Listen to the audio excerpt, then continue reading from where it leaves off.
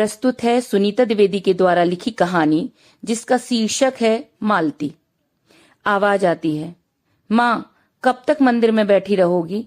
भगवान को भी थोड़ा आराम करने दो। और हाँ, हमें 12 बजे तक जलसे में पहुंचना है। मालती मंदिर में बैठे बैठे, अभी आई, बस तुलसी जी को जल दे दूं? मुझे थोड़े ही समय लगना है, एक साड़ी ही तो लपेटनी है। मालती अपने कमरे में जाकर अपने बॉक्स से साड़ी निकालने लगती है। तभी, नहीं माँ, आपको हमारी पसंद की साड़ी पहननी है। मालती की दोनों बेटियां नयन और नंदिनी हाथ में एक सिल्क की बहुत सुंदर हल्के आसमानी रंग की साड़ी लिए होती हैं। ये लो माँ, जल्दी से पहन लो। मालती ने इतनी महंगी साड़ी कभी नहीं पहनी थी, पर अपनी बेटियों की खुशी के लिए वह तैयार हो जाती है। नंदिनी माँ के बाल ठीक करने लगती है। मालती, तुम दोनों मुझे इतना क्यों सजा रही हो? आज तुम्हारा दिन है। तभी नंदिनी, नहीं माँ, आज आपकी मेहनत को इनाम मिल रहा है। और पता है हमें कहाँ जाना है? रूपनगर। मालती एक पल को हिल सी जाती है और कुर्सी को पकड़कर बैठ जाती है। मैं न जा पाऊंगी। आज मुझे 12 साल हो गए रूपनगर छोड़े। नयन बाहर से आती है। चलो भाई, कार आ गई। अजय कुमार सर ने कार भेजी है। फिर तीनों कार में बैठकर रूपनगर के लिए चल देती हैं। मालती याद करती है, वह पहली बार रूपनगर गई थी। तब वह 9 साल की थी। फ्रॉक पहने, लंबी लंबी 2 चोटियां बांधी थी, एक छोटी प्लास्टिक की गुड़िया जो उसे बहुत पसंद थी साथ में लिए माँ बाबूजी के साथ पहुंचती है तो वहां का माहौल ही अलग था। औरतें घर के बरामदे में एक तरफ बैठी थी, लगभग सभी रो रही थी, और बाहर के चबूतरे पर आदमी बैठे थे। उन्हीं में से एक सफेद कुर्ता धोती पहने आदमी उठकर आता है और बाबूजी के गले लगकर रोने लगते हैं। मेरे पिता, क्या हुआ था भाभी जी को? श्यामलाल। श्यामलाल, कुछ भी तो नहीं, बस 4 दिन तेज बुखार आया, उसी में चल बसी। श्यामलाल मेरे पिताजी के बहुत अच्छे मित्र थे। दोनों आपस में बातें करने लगते हैं। वापस घर लौटते समय, क्या कहते हो श्यामलाल? मालती को मैं यहीं छोड़े जाता हूँ, कुछ तो मदद हो जाएगी। अब घर में तुम और तुम्हारा बेटा सूर्य प्रकाश ही हैं, उसका मन भी लग जाएगा। नहीं भाई, ऐसे नहीं, मैं जल्दी ही कोई अच्छा शादी का मुहूर्त निकलवाता हूँ। फिर 2 महीने बाद मालती के घर आज सुबह से ही बड़ी चहल पहल थी। कोई आदमी ढेर सारे फूल लिए घर के दरवाजे पर लगा रहा था। सुंदर सुंदर चौक बन रहे थे। एक तरफ से खाने की बहुत अच्छी खुशबू आ रही थी। मालती दौड़कर खुशबू की ओर जाती है। अरे, इतने सारे लड्डू, बर्फी भी हैं, अरे रसगुल्ले भी। एक लड्डू उठाकर, अरे मजा आ गया। तभी कोई उसका हाथ पकड़ता है। अरे नहीं बिटिया, अभी नहीं, भंडारे का पूजन होना है। अरे तेरी ही तो ससुराल वालों के लिए हैं ये सारी मिठाइयां। मालती को कुछ समझ में नहीं आया और माँ के पास आकर, मुझे कब मिलेगा लड्डू? बस रुक जा, अभी देती हूँ तुझे। मालती सारा दिन भागती दौड़ती रहती है। शाम होते होते वह थक जाती है। उसे यह खेल लग रहा था। शादी का मुहूर्त रात 8 बजे का था। तब तक मालती लगभग नींद में रहती है। उसकी माँ गोद में लेकर सारी रस्में पूरी करवाती है। सुबह विदाई के समय श्यामलाल मालती के पिता से कहते हैं, तुम्हारा धन्यवाद, इतनी जल्दबाजी में भी तुमने बहुत सारा इंतजाम कर लिया। मालती के पिता, एक ही तो बेटी है हमारी, हमने जो वादा किया था कि मालती आपके ही घर की बहू बनेगी, सो पूरा किया। श्यामलाल कहते हैं, हम भी मालती को अपनी बेटी की तरह ही रखेंगे। मालती की जब नींद खुलती है तो वह अपनी ससुराल पहुंच गई थी। ज्यादा कुछ नहीं था, 2-4 औरतें ही थीं। उन्होंने मुझे पालकी से उतरवाकर घर में एक कमरे में दरी पर बिठा दिया। शाम होते होते वह कमरे में अकेली ही बची थी। तभी श्यामलाल, बेटी मालती सुनो। हाँ पगड़ी वाले बाबूजी। बेटी कुछ खा लो, अब तुम्हें ही सारा कुछ देखना है। कपड़े बदल लो और चल के सूर्य प्रकाश को भी खाना परोस देना। बस उस दिन के बाद से मालती को पता ही नहीं चला वह कब कपड़े धोने, खाना बनाना, घर के सभी छोटे बड़े काम सीख गई थी। श्यामलाल बड़े आदमी तो थे नहीं कि नौकर चाकर रख पाते। बेटे की पढ़ाई ही तो उन्हें मुश्किल पड़ रही थी। इसी कारण मालती की पढ़ाई को बीच में ही बंद करवा दिया गया, क्योंकि 2-2 लोगों की पढ़ाई का खर्चा उठाना उनके लिए कठिन था। सूर्य प्रकाश ने 10वीं तक पढ़ाई कर ली थी। अब वह आगे की पढ़ाई के लिए शहर जाना चाहता था। श्यामलाल, बेटा आगे की पढ़ाई तो मेरे लिए करवाना बहुत कठिन है। इतने पैसे का इंतजाम कहाँ से करूं? तभी मालती, पगड़ी वाले बाबूजी, ये मेरे कुछ गहने हैं जो माँ ने दिए थे, इन्हें ले लो और सूर्य प्रकाश को पढ़ने शहर भेज दो। श्यामलाल, बेटा मालती, तुम बहुत अच्छी हो। सूर्य प्रकाश भी मालती की इस बात से बहुत प्रभावित होता है। वैसे तो वह बहुत अल्पवासी था, उसकी आवाज दिन में 2 या 3 बार ही सुनाई पड़ती थी। मालती भी सुबह से उसकी चाय कमरे में देना, नहाने का सारा इंतजाम करना, कब उसे क्या चाहिए, सारा ध्यान उसके कहने से पहले ही रखती थी। अब मालती और मेहनत करने लगी थी। घर में ही पापड़ अचार बनाकर गांव की हाट में श्यामलाल की मदद से बेचने लगी थी। उसे बस एक ही लक्ष्य नजर आता था कि सूर्य प्रकाश की पढ़ाई नहीं रुकनी चाहिए। मालती देखने में बहुत ज्यादा खूबसूरत ना थी, लेकिन उसकी शालीनता में एक आकर्षण जरूर था। एक दिन श्यामलाल, मालती बेटी, सूर्य प्रकाश का सरकारी नौकरी में चयन हो गया है, सिंचाई विभाग में। फिर तो जो भी घर के बाहर से निकलता, श्यामलाल उसे रोककर अपने बेटे की सफलता के बारे में बताते। मालती ने हलवा बनाया था और सारे आंगन में अकेली ही नाचती रही थी। तभी कार में ब्रेक लगता है। मालती झटके से आगे की ओर होती है। नयन, माँ आप ठीक हैं? कुछ चाहिए तो नहीं? कहाँ खो गई थी आप? मालती कहती है, कुछ नहीं बेटा, कुछ पुरानी यादों में खो गई थी। अब कुछ कुछ दिनों में सूर्य प्रकाश आता और 1-2 दिन ही रुक पाता था। घर के संचालन का सारा भार अभी भी मालती पर था। मालती की पहली बेटी हुई जिसका नाम नयन रखा गया।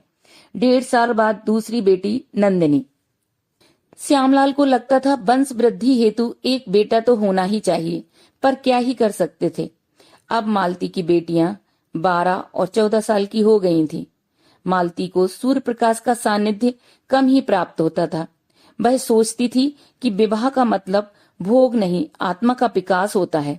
एक दिन सुबह सुबह मालती देखती है श्यामलाल तैयारी में लगे हैं। सारे घर में आदमी दौड़ रहे हैं। घर के दरवाजे से अंदर तक की सफाई हो रही है। बंधनवार लगाए जा रहे थे। दरियां बिछ रही थी। हलवाई बुलाया गया था। मालती समझ नहीं पा रही थी कि क्या हो रहा है। उससे लगातार जरूरत के सामान मंगाए जा रहे थे। वह सामान निकालती, फिर जैसे ही श्यामलाल से कुछ पूछने की कोशिश करती, वह कहते, अरे बहुत सारे काम हैं। अरे मालती, बेटियों को तैयार कर दो। मालती बेटियों को तैयार कर देती है, लेकिन व्यस्तता में अपने ऊपर ध्यान ही नहीं देती। शाम को 4 बजे उसे ढोल की आवाज आती है। घर में मोहल्ले पड़ोस की औरतों का आना शुरू हो जाता है। ढोलक बजने लगती है। श्यामलाल, अरे मालती, थाली सजा देना। मालती थाली सजा कर देती है। तभी दरवाजे पर एक सफेद रंग की कार रुकती है। उसमें सूर्य प्रकाश बाहर आता है। मालती दरवाजे की ओर से देखने लगती है। उसकी आंखें सूर्य प्रकाश को देखकर खुशी से चमकने लगती हैं। तभी ये क्या, कार से दूसरी ओर से एक लंबी पतली ठीक ठीक नयन नक्श की एक औरत उतरती है। उसके पीछे से 2 सुंदर से लड़के लगभग 10-11 साल के होते हैं। गोल चेहरा, बड़ी बड़ी आंखें, साफ रंग, दोहरी देह। देखकर कोई भी कह सकता था कि ये सूर्य प्रकाश की संतानें हैं। श्यामलाल आरती करते हैं, फिर अंदर आने को कहते हैं। तभी कुछ औरतें आपस में, ये सूर्य प्रकाश की दूसरी वाली है। बताओ, इतने बड़े बड़े 2 लड़के हैं, अब मालती का क्या होगा? इसकी तो बेटियां हैं। मालती ये सब सुनते ही भागकर आंगन के पीछे बने भंडार कक्ष में बैठ जाती है। उसका हृदय बैठा जा रहा था। माथे पर पसीना आ चुका था। उसके दिमाग में चल रहा था कि उसने तो सिर्फ सूर्य प्रकाश को ही बचपन से जाना है। वही मेरा जीवन है। वह एक दिन भी नहीं गई थी सूर्य प्रकाश को छोड़कर। इन 22 सालों में वह एक बार मायके गई थी, जब यात्रा की बस के खाई में गिर जाने पर उसके माता पिता का स्वर्गवास हो गया था। अब तो यही उसके चारों तीर्थ थे। बाहर सारा दिन गाना बजाना चलता रहता है। रात होते होते जब घर खाली हो जाता है, अरे मालती कहाँ हो? नंदिनी, माँ तो भंडार कक्ष में ही बैठी है, बाहर नहीं आ रही। श्यामलाल, अरे मैं तुम्हें बताना चाह रहा था, लेकिन फिर सोचा देखकर अपने आप समझ जाओगी। सूर्य प्रकाश ने तो गलती की ही है रजनी से शादी करके, लेकिन उसके बेटे हैं। मैंने सोचा बेटियां तो पराई हैं, चली जाएंगी, यही बेटे हमारा सहारा हैं। मालती का मन बैठा जा रहा था। वह सोच रही थी, इस गृहस्थी के लिए मैंने अपनी देह घुला दी, अपने आप को मिट्टी में मिला दिया, नहीं तो घर रसातल में चला जाता। मालती ने खाना पीना छोड़ दिया था, लेकिन सूर्य प्रकाश की दिनचर्या उसी प्रकार चल रही थी। रजनी ऐसे काम कर रही थी मानो सूर्य प्रकाश के साथ साथ घर पर भी कब्जा कर लेगी। मालती को छोड़कर सभी अपने कार्यों में लगे हुए थे। रजनी के चेहरे और चाल में सूर्य प्रकाश को पाने का जो घमंड था वह पूरी तरह से झलक रहा था। मालती की नजर जब रजनी पर पड़ती तो उसे लगता मैं यहीं गड्ढा खोद कर उसमें ही समा जाऊं। अपने आप को बहुत तुच्छ महसूस कर रही थी। इस तरह मालती को 4 दिन भंडार कक्ष में ही बैठे हो जाते हैं। फिर सूर्य प्रकाश की आवाज आती है, मालती बाहर आओ। मालती तुरंत उठकर बाहर आती है। देखो, तुम खाना पीना खाओ, ऐसे तो मर जाओगी। मैं तुम्हारा सम्मान करता हूँ, तुमने मेरे लिए बहुत कुछ किया है, लेकिन पत्नी के रूप में मैं रजनी को ही देखता हूँ। ये सुनकर तो मालती को लगता जैसे गर्म हवा के झोंके से पेड़ के सारे पत्ते गिर जाते हैं, सिर्फ ठूंठ ही रह जाता है। वह ठूंठ की तरह बहुत देर तक खड़ी रहती है। सूर्य प्रकाश जाकर अपने कमरे में लेट जाता है। श्याम लाल की आवाज आती है, नाटक बंद करो मालती, अपनी लड़कियों को पालो पोसो। तब उसे मानो बहुत तेज झटका लगा हो। वह अपनी बेटियों को हाथ से पकड़ती है और घर के बाहर जाने लगती है। श्यामलाल, रुको मालती, कहाँ जा रही हो? तभी सूर्य प्रकाश आकर, तुम जा तो रही हो, पता है कितनी बड़ी जिम्मेदारियां हैं ये बेटियां, फिर वापस ना आ पाओगी। रजनी की आवाज आती है, पछताओगी दीदी।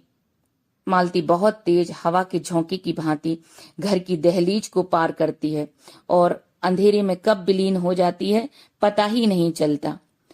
सूर्य प्रकाश, अरे पिताजी सो जाइए, परेशान होगी तो सुबह तक अपने आप वापस आ जाएगी। मालती उसी वक्त अपने पिता के एक मित्र जुम्मन काका के घर पहुंचती है। बेटी, दुनिया बहुत खराब है, तुम्हें बहुत मेहनत करनी होगी, नहीं तो अपनी ससुराल वापस चली जाओ। मालती, नहीं काका, मैं वापस न जा पाऊंगी। जुम्मन काका कहते हैं, तब चलो तुम्हें शहर ले चलता हूँ, मेरा बेटा और बहू वहां रहते हैं, वह कुछ काम दिलवा देंगे। मालती शहर पहुंचकर काम करने लगती है, बेटियों को पढ़ाने लगती है। किसी घर में बर्तन, झाड़ू, कपड़े, जो भी काम मिलता है, कुछ भी हो, वह सब कुछ करती है। मालती सोचती है कि एक बार मैंने अपने पति के लिए मेहनत की थी, आज मैं अपनी बेटियों के लिए मेहनत करूंगी। मालती की बेटियां भी अपनी माँ की मेहनत और उनके साथ हुए व्यवहार को कभी नहीं भूलती। दोनों माँ का बहुत ख्याल रखती हैं। मालती ने मेहनत के बल पर अपनी बेटियों के लिए हर सुख सुविधा कर रखी थी। तभी कार रुकती है। माँ, रूपनगर आ गया। मालती कार से उतरने से पहले ही सर पर पल्ला रखती है। बड़े से प्रांगण में बने स्टेज से आवाज आती है, हमारे बीच आ चुकी हैं हमारी मेहमान नयन चौधरी और नंदिनी चौधरी। आज हमें बहुत गर्व है भारत की इन दोनों बेटियों पर। इन 2 बहनों ने एक साथ IAS की परीक्षा पास की और अपने देश, शहर और गांव का नाम रोशन किया। मैं अजय कुमार, DM रूपनगर, बड़े हर्ष के साथ सूचित करता हूं कि नयन चौधरी आज से रूपनगर की कलेक्टर होंगी और नंदिनी चौधरी आनंदपुर की कलेक्टर। दोनों बहनों को मालाएं पहनाई जाती हैं। दोनों सभी को धन्यवाद देती हैं और अपनी माँ के पैर छूकर, ये हमारी भगवान है, हमारी माँ मालती चौधरी, जो कि रूपनगर की बहू हैं। दोनों बेटियों के लिए लाल बत्ती लगी 2 गाड़ियां, साथ में सुरक्षा कर्मचारी खड़े होते हैं। मालती की आंखें खुशी के आंसुओं से छलक जाती हैं। तभी उसकी नजर भीड़ में खड़े एक आदमी पर पड़ती है। उसकी अधपकी दाढ़ी होने पर भी मालती को उसे पहचानने में देर नहीं लगती। वह हाथ उठाकर इशारा भी करता है, लेकिन एक गर्व भरी आंखों से मालती उसे देखती है और तालियों की गड़गड़ाहट और लोगों की खुशफुसाहट के बीच से निकलकर अपनी बेटियों के लिए आई कार के दरवाजे को सुरक्षा कर्मचारी खोलता है। वह उसमें बैठकर अपनी दूसरी बेटी नंदिनी के कार्यालय आनंदपुर के लिए चल देती हैं। कहानी सुनने के लिए आप सभी का बहुत बहुत धन्यवाद और फिर मिलते हैं आपके अंतर्मन को छू लेने वाली मेरी नई कहानी के साथ।